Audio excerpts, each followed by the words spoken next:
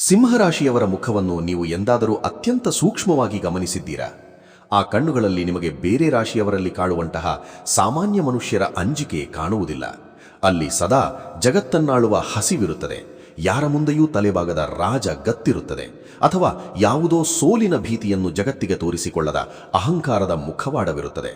ಬದಲಾಗಿ ಅಲ್ಲಿರುವುದು ಕೇವಲ ಎದುರಾಳಿಯ ಎದೆಯನ್ನು ನಡಗಿಸುವಂತಹ, ತಮ್ಮ ಒಂಟಿತನವನ್ನು ಮುಚ್ಚಿಡುವಂತಹ ಒಂದು ಭೀಕರವಾದ ತೇಜಸ್ಸು, ಅಂದರೆ ಉರಿಯುವ ಸೂರ್ಯನ ಪ್ರಖರತೆ. ಜಗತ್ತಿನ ಕಣ್ಣಿಗೆ ಸಿಂಹರಾಶಿಯವರು ಕೇವಲ ಅಧಿಕಾರದಿಂದ ಮೆರೆಯುವ, ಎಲ್ಲರೂ ತಮ್ಮದೇ ಗುಲಾಮರಂತೆ ಇರಬೇಕೆಂದು ಬಯಸುವ, ಅಹಂಕಾರ ಮತ್ತು ಮೈತುಂಬ ಗರ್ವದ ಮುಖವಾಡ ಹೊತ್ತ ರಾಜರುಗಳು. ಇವರಿಗೆ ಕರುಣೆಯೇ ಇಲ್ಲ. ಇವರ ತಲೆ ಯಾವಾಗಲೂ ತಮ್ಮ ಶ್ರೇಷ್ಠತೆಯ ಗಮಿಲನಲ್ಲೇ ಇರುತ್ತದೆ. ಇವರು ಕೇವಲ ತಮ್ಮ ಅತಿಯಾದ ರಾಜಪ್ರತಾಪದಿಂದ ಎಲ್ಲರನ್ನೂ ದೂರ ಮಾಡಿಕೊಳ್ಳುತ್ತಿದ್ದಾರೆ ಎಂದು ಇಡೀ ಪ್ರಪಂಚವೇ ನಂಬಿದೆ. ಆದರೆ ಆ ಸಿಂಹಾಸನದ ಗಟ್ಟಿಯಾದ ಕವಚದ ಹಿಂದೆ ಎಂತಹ ರಕ್ತ ಹೆಪ್ಪುಗಟ್ಟಿಸುವ ಕರಾಳ ಸತ್ಯವೊಂದು ಅಡಗಿದೆ. ಮತ್ತು ಅವರು ಏಕೆ ತಮ್ಮ ಆ ಅತಿಯಾದ ಗಂಭೀರತೆಯನ್ನು ತಮ್ಮ ಅತಿದೊಡ್ಡ ರಕ್ಷಣಾ ಕವಚವನ್ನಾಗಿ ಮಾಡಿಕೊಂಡಿದ್ದಾರೆ ಎಂದು ಇಂದಿನ ಈ ಆಳವಾದ ಮಾನಸಿಕ ವಿಶ್ಲೇಷಣೆಯಲ್ಲಿ ನಾನು ನಿಮಗೆ ಹೇಳಿದರೆ ನಿಮ್ಮ ಕಾಲ ಕೆಳಗಿನ ನೆಲವೇ ಕುಸಿದು ಹೋಗುವುದು ಖಂಡಿತ. ಇಂದು ನಾವು ಜಗತ್ತಿನಿಂದ ಅತ್ಯಂತ ಜಾಗರೂಕತೆಯಿಂದ ಬಚ್ಚಿಡಲಾದ ಸಿಂಹರಾಶಿಯವರ ಆ ರಾಜಗಾಂಭೀರ್ಯದ ಮರೆಯಲ್ಲಿರುವ ಅತಿ ಮುಗ್ಧತೆಯ ನೈಜ ಪ್ರಪಂಚವನ್ನು ಸಂಪೂರ್ಣವಾಗಿ ಬೆತ್ತಳೆ ಮಾಡಲಿದ್ದೇವೆ. ಕಣ್ಣಿಗೆ ಕಾಣುವ ಅವರ ದರ್ಪದ ಸ್ವರೂಪಕ್ಕಿಂತ ಯಾರಿಗೂ ಕಾಣದ ಅವರ ಬಾಲ್ಯದಂತಹ ಹಸಿ ಹೃದಯ ಎಷ್ಟು ನೊಂದಿದೆ ಎಂಬುದನ್ನು ಇಂದಿನ ಈ ಆಳವಾದ ಮಾನಸಿಕ ವಿಶ್ಲೇಷಣೆ ನಿಮಗೆ ಸ್ಪಷ್ಟಪಡಿಸುತ್ತದೆ. ಈ ವಿಡಿಯೋದ ಪ್ರತಿಯೊಂದು ಪದವನ್ನು ಅತ್ಯಂತ ಗಮನವಿಟ್ಟು ಆಲಿಸಿ, ಎಲ್ಲಿಯೂ ಸ್ಕಿಪ್ ಮಾಡಬೇಡಿ, ಏಕೆಂದರೆ ಈ ಸತ್ಯಗಳು ನಿಮ್ಮನ್ನು ಮತ್ತೊಮ್ಮೆ ಹುಟ್ಟಿ ಬಂದಂತೆ ಮಾಡುವುದು ಖಂಡಿತ. ಬನ್ನಿ ಈಗ ಸಿಂಹರಾಶಿಯವರ ಆ ವೈಭವದ ಸಾಮ್ರಾಜ್ಯದ ಮರೆಯಲ್ಲಿರುವ ಕಣ್ಣೀರಿನ ಕಥೆಯೊಳಗೆ ಕಾಲಿಡೋಣ. ಸಿಂಹರಾಶಿಯನ್ನು ಸಂಪೂರ್ಣವಾಗಿ ಅರ್ಥ ಮಾಡಿಕೊಳ್ಳಲು ನೀವು ಮೊದಲು ಅವರ ಅಧಿಪತಿಯಾದ ಸೂರ್ಯಗ್ರಹದ ಪ್ರಭಾವವನ್ನು ಅರ್ಥ ಮಾಡಿಕೊಳ್ಳಬೇಕು. ಸೂರ್ಯ ಎಂದರೆ ಬೆಳಕು, ಶಕ್ತಿ, ಅಧಿಕಾರ, ಕಿರೀಟ ಮತ್ತು ಜಗತ್ತಿಗೆಲ್ಲ ತಾನೇ ಕೇಂದ್ರಬಿಂದುವಾಗಿರಬೇಕು ಎಂಬ ಹಠ. ಇದೇ ಕಾರಣಕ್ಕೆ ಸಿಂಹರಾಶಿಯವರ ರಕ್ತದಲ್ಲಿ ಸದಾ ಒಂದು ರಾಜಪ್ರತಾಪ ನಿರಂತರವಾಗಿ ಕುದಿಯುತ್ತಲೇ ಇರುತ್ತದೆ. ಹೌದು, ನೀವು ಕೇಳಿದ್ದು ಅಕ್ಷರಶಃ ಸತ್ಯ. ಅವರು ಜಗತ್ತನ್ನು, ತಮ್ಮ ಸುತ್ತಲಿರುವ ಜನರನ್ನು ಮತ್ತು ತಮ್ಮ ಸಂಬಂಧಗಳನ್ನು ಒಂದು ದರ್ಬಾರ್ ಹಾಲಿನ ಸತ್ಯಾಸತ್ಯತೆಯ ದೃಷ್ಟಿಯಿಂದಲೇ ನೋಡುತ್ತಾರೆ. ಇವರಿಗೆ ಸ್ನೇಹಿತ ಎನ್ನುವುದಕ್ಕಿಂತ ಹೆಚ್ಚಾಗಿ ಈ ವ್ಯಕ್ತಿ ನನ್ನ ಅಧಿಕಾರಕ್ಕೆ ಅಥವಾ ನನ್ನ ಘನತೆಗೆ ಎಂದಾದರೂ ಚ್ಯುತಿ ತರುತ್ತಾನೆಯೇ ಎಂಬ ಪರೀಕ್ಷೆಯೇ ಮನಸ್ಸಿನಲ್ಲಿ ತುಂಬಿರುತ್ತದೆ. ಅವರು ನಿಮ್ಮ ಜತೆ ಆಕಾಶಕ್ಕೆ ನಿಚ್ಚಣಿಗಿಟ್ಟಂತೆ ಭರ್ಜರಿಯಾಗಿ ನಗಬಹುದು. ನಿಮ್ಮ ಸಂಕಷ್ಟಕ್ಕೆ ಒಮ್ಮೆಲೆ ಬೆಂಕಿ ಬಿದ್ದವರಂತೆ ಧಾವಿಸಿ ಬಂದು ಸಹಾಯ ಮಾಡಬಹುದು. ಆದರೆ ನೀವು ಅವರ ಬೆನ್ನಿ ಹಿಂದೆ ಮಾತನಾಡಿದರೆ ಅಥವಾ ಸಾರ್ವಜನಿಕವಾಗಿ ಅವರ ಮಾನಕ್ಕೆ ಧಕ್ಕೆ ತಂದರೆ ಎಂದು ಅವರಿಗೊಮ್ಮೆ ಅನಿಸಿದರೆ, ಕಣ್ಣು ಮಿಟ್ಟಿಸುವಷ್ಟರಲ್ಲಿ ನಿಮ್ಮನ್ನು ತಮ್ಮ ಜೀವನದಿಂದ ಶಾಶ್ವತವಾಗಿ ಅಳಿಸಿ ಹಾಕುತ್ತಾರೆ. ಆ ಸಮಯದಲ್ಲಿ ಅವರಿಗೆ ನಿಮ್ಮ ಕಣ್ಣೀರು, ನಿಮ್ಮ ಹಳೆಯ ಒಡನಾಟ, ನೀವು ಅವರ ಮೇಲಿಟ್ಟಿದ ಪ್ರೀತಿ ಯಾವುದೂ ಕಣ್ಣಿಗೆ ಕಾಣುವುದಿಲ್ಲ. ಅವರ ಪಾಲಿಗೆ ನೀವೊಂದು ಮುಗಿದು ಹೋದ ಕಸದ ತುಣುಕು ಅಷ್ಟೇ. ಈ ಮಟ್ಟದ ಉಗ್ರವಾದ ಸ್ವಾಭಿಮಾನ ಬೇರೆ ಯಾರಿಗೂ ಇರಲು ಸಾಧ್ಯವಿಲ್ಲ. ಸಿಂಹರಾಶಿಯವರ ಅತ್ಯಂತ ದೊಡ್ಡ ಹಾಗೂ ಬೇರೆಯವರ ರಕ್ತ ಹೆಪ್ಪುಗಟ್ಟಿಸುವಂತಹ ಅಪಾಯಕಾರಿ ಅಸ್ತ್ರವೆಂದರೆ ಅವರ ಸೈಲೆಂಟ್ ಇಗ್ನೋರ್, ಅಂದರೆ ಒಮ್ಮೆಗೆ ಯಾರನ್ನೂ ಸಂಪೂರ್ಣವಾಗಿ ಕಡೆಗಣಿಸಿ ಮನಸ್ಸಿನಿಂದಲೇ ಹೊರಹಾಕುವ ಗುಣ. ಬೇರೆಯವರಿಗೆ ನೋವಾದರೆ ಜಗಳವಾಡುತ್ತಾರೆ, ಅಳುತ್ತಾರೆ, ಬೈದಾಡಿಕೊಳ್ಳುತ್ತಾರೆ. ಆದರೆ ಸಿಂಹರಾಶಿಯವರಿಗೆ ತೀವ್ರವಾದ ನೋವಾದಾಗ ಅಥವಾ ಯಾರಾದರೂ ಅವರಿಗೆ ಬೆನ್ನಿಗೆ ಚೂರಿ ಹಾಕಿದಾಗ ಅವರು ನಿಮ್ಮೊಂದಿಗೆ ಜಗಳಕ್ಕೆ ಬರುವುದಿಲ್ಲ. ಬದಲಾಗಿ ನಿಮ್ಮನ್ನು ತಮ್ಮ ಪ್ರಪಂಚದಿಂದಲೇ ಸಂಪೂರ್ಣವಾಗಿ ಬ್ಲಾಕ್ ಮಾಡಿಬಿಡುತ್ತಾರೆ. ಅವರು ನಿಮ್ಮ ಹಿಂದೆ ನಿಂತು ಕುತಂತ್ರ ಮಾಡುವುದಿಲ್ಲ, ಗುಪ್ತವಾಗಿ ಸಂಚು ಹೂವುವುದಿಲ್ಲ. ಬದಲಾಗಿ ಅವರು ನಿಮ್ಮನ್ನು ನೋಡಿದರೂ ನೋಡದಂತೆ, ನೀವು ಜೀವಂತವಾಗಿಯೇ ಇಲ್ಲ ಎಂಬಂತೆ ಒಂದು ಕಠಿಣವಾದ ಮೌನವನ್ನು ಆಚರಿಸುತ್ತಾರೆ. ಆ ಸಮಯದಲ್ಲಿ ನೀವು ಅವರ ಕಣ್ಣುಗಳನ್ನು ನೋಡಿದರೆ ಅಲ್ಲಿ ಕೋಪದ ಕೆಂಡದ ಹೊರತಾಗಿ ಒಂದು ಮಂಜುಗಾಡಿನಂತಹ ನಿರ್ಲಕ್ಷ್ಯ ಕಾಣುತ್ತದೆ.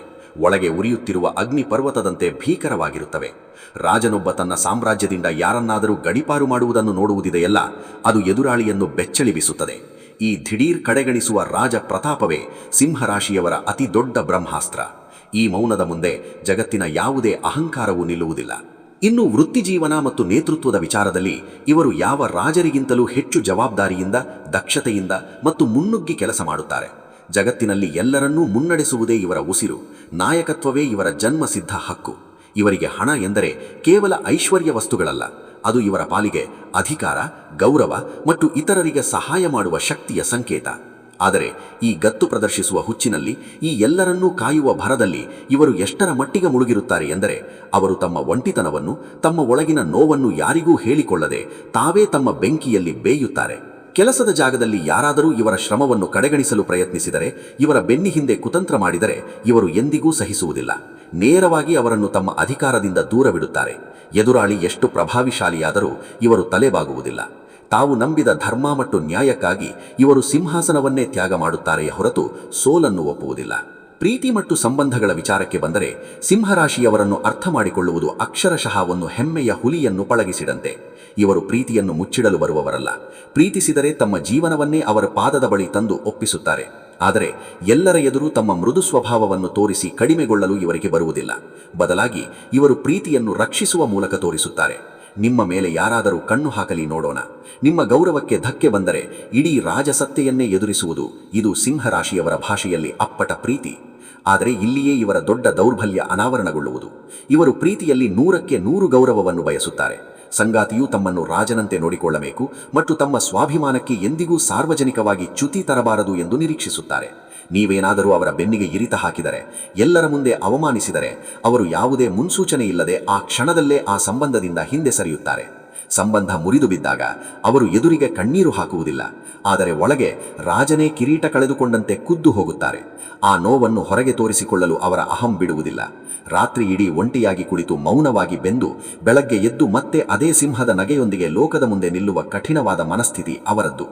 ಹಾಗಾದರೆ ಇಂತಹ ಗಂಭೀರ, ಅತಿ ಮಹತ್ವಾಕಾಂಕ್ಷಿ ಮತ್ತು ಸೂರ್ಯನಂತೆ ತೀಕ್ಷ್ಣ ಮನಸ್ಸಿನ ಸಿಂಹರಾಶಿಯವರ ಜೊತೆ ಬದುಕುವುದು ಹೇಗೆ?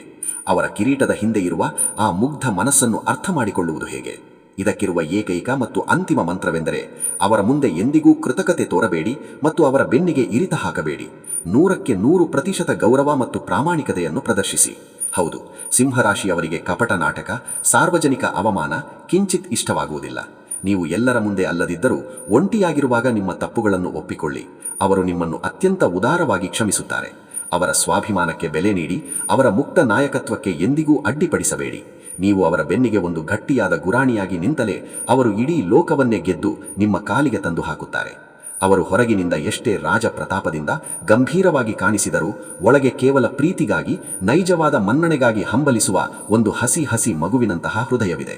ನೀವು ಸಿಂಹರಾಶಿಯವರೇ, ಜಗತ್ತಿನ ಕಣ್ಣಿಗೆ ಸದಾ ಗರ್ವಿಗಳಂತೆ, ಯಾರಿಗೂ ತಗ್ಗದ ಅಹಂಕಾರಿಗಳಂತೆ ಕಾಣುತ್ತಾ ಒಳಗೊಳಗೆ ನೀವು ಅನುಭವಿಸುತ್ತಿರುವ ಆ ಒಂಟಿತನವನ್ನು ಮತ್ತು ಯಾರೂ ಅರ್ಥ ಮಾಡಿಕೊಳ್ಳದ ನಿಮ್ಮ ತ್ಯಾಗದ ಕರಾಳ ಸತ್ಯವನ್ನು ಈ ವಿಶ್ಲೇಷಣೆ ಸರಿಯಾಗಿ ಬೆತ್ತಳೆಯಾಗಿ ಬಿಚ್ಚಿಟ್ಟಿದೆಯೇ? ದಯವಿಟ್ಟು ಕಾಮೆಂಟ್ ಮಾಡಿ. ನಿಮ್ಮ ಆಳವಾದ ಮತ್ತು ನೈಜವಾದ ಸತ್ಯವನ್ನು ಯಾವುದೇ ಮುಚ್ಚುಮರೆಯಿಲ್ಲದೆ ಮುಕ್ತವಾಗಿ ಹಂಚಿಕೊಳ್ಳಿ. ನಿಮ್ಮ ಈ ಮಾತುಗಳು ನಿಮ್ಮನ್ನು ಕೇವಲ ಅಹಂಕಾರಿ ಎಂದು ತಪ್ಪಾಗಿ ತಿಳಿದುಕೊಂಡಿರುವ ಈ ಜಗತ್ತಿಗೆ ಒಂದು ಸರಿಯಾದ ಉತ್ತರವಾಗಬಹುದು. ಜ್ಯೋತಿಷ್ಯ ಎಂದರೆ ಕೇವಲ ಗ್ರಹಗಳ ಲೆಕ್ಕಾಚಾರವಲ್ಲ.